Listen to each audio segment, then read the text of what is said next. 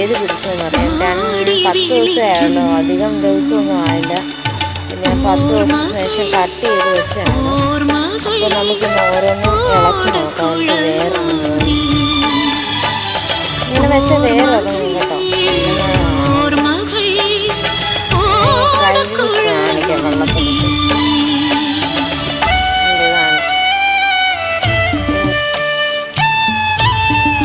പിന്നൊരു കാര്യമാണ്, ഇതിനകത്ത് ഫ്ലവറിങ്